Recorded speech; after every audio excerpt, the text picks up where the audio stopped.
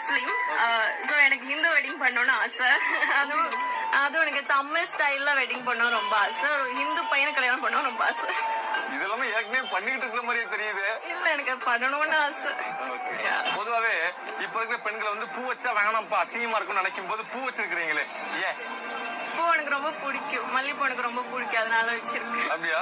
ஏ Rahman song மல்லிப்பூ அந்த பாட்டு கேட்டு ஆசை வந்துருச்சா? அப்படி இல்ல இளையராஜா சாங்ஸ் எனக்கு பிடிக்கும். And I like all songs எல்லாம் எனக்கு. வணக்கம். இந்த முஸ்லீம் பெண்ணின்ற கதையை நீங்க எல்லாரும் கேட்டிருப்பீங்க. உண்மையை சொல்ல போனா கேட்கும் பொழுதே அருமையாக இருக்கின்றது. ஆம், இதனாலே அந்த திருமணத்தால இரண்டு மதமும் ஒன்று சேர்ற அளவுக்கு இருக்கின்றார்கள் என்றைகள எப்படி அந்த ஹிந்து மதத்தின் ஈர்ப்பு. நிச்சயமாக இது ஹிந்து மதத்துக்கு ஒரு நாளும் ஆக்களை சேர்க்கிறீர்கள், ஆனால் தாங்களாக சேர்வார்கள். அப்படி ஒரு மதம் அந்த மதம். அதற்காக நான் மற்ற மதத்தை குறை சொல்ல போறதும் இல்லை, குறை சொல்றதும் இல்லை. நிச்சயமாக எம்மதமும் சம்மதம். உங்க மதம் உங்க மதத்தை நான் எப்பவும் மரியாதை கொடுப்பேன், அதுல மாற்று கருத்து இல்லை. ஆனா இந்த பெண்ணின்ற ஒரு சுட்டித்தனமான பேச்சு பிடிச்சபடியா இந்த வீடியோ, அதாவது ஹிந்து பையன் ஹிந்து முறையில திருமணம் செய்ய வேணும் என்று சொல்றது உண்மை சொல்ல போனா அழகாக இருக்கு. ஆனா அங்கெல்லாம் சிக்கல் இருக்கு. அதாவது முஸ்லீம்ன்றது எனக்கு தெரியும் கொஞ்சம் கட்டுப்பாடான மதம். ஆனா நம்ம மதம் அப்படி இல்லை. நாங்கள் எல்லாத்தையும் செய்யக்கூடியது. அதாவது விரும்பினா நாங்கள் தண்ணி அடிப்போம், விரும்பினா எல்லா இறைச்சியும் சாப்பிடுவோம். ஸோ அப்படி கொஞ்ச நிலையில எங்கண்ட மதத்துக்கு கட்டுப்பாடுன்றது இல்லை. யாரும் வெல்கம், எல்லாரும் உள்ளே வரலாம், எல்லாரும் வெளியேயும் போகலாம். அதே மாதிரி போகிறது வரையும் தடுக்கப்படுறது வரையும், அதாவது வரப்போகிற வரையும் நாங்கள் வேணாலும் சொல்ல போகிறதும் இல்லை.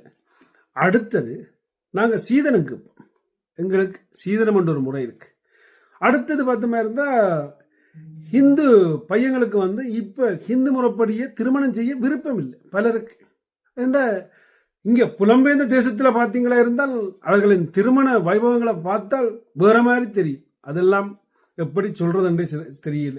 ஆத்தா இப்ப ஹிந்து பையங்க வந்து ஹிந்து பையங்க மாதிரியே இல்லை. அதுவும் ஸ்பெஷலா பார்த்த மாதிரி இருந்தா புலம்பெயர்ந்த தேசங்கள்ல, ஐரோப்பா நாடுல, அமெரிக்காவில், கனடாக்கள்ல இருக்கிறவர்களை பார்த்தீங்களா இருந்தா அவர்கள் செய்யற திருமணத்தை பார்த்தா அதாவது ஹிந்து முறைப்படியே செய்யற மாதிரி தெரியாது. பைத்தியக்காரத்தனமாக சில விஷயங்கள் செய்வார்கள்.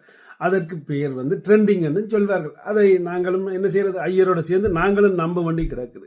ஒன்றில் ஐயர் கண்டபடியதேன் குத்து போடுவர். அப்படி இல்லாட்டி பெண் ஆணுக்கு தாலி கட்டும், அதாவது மாத்தி செய்வார்கள். அப்படி இல்லாட்டி ஆண் பெண்ணின் காலில் விழுந்து கும்பிடும். ஸோ அப்படி எல்லா கர்மத்தையும் செய்யக்கூடிய அளவுக்கு எங்கண்ட புலம்பெயர்ந்த தேசம் இப்ப மாறிட்டு. புல்லாய் நான் எல்லாரையும் குற்றம் சொல்ல வரையில, ஆனா நடக்கிறத தான் சொல்றேன். நீங்க எல்லாரும் பார்த்துருப்பீங்க பல விடயங்களை.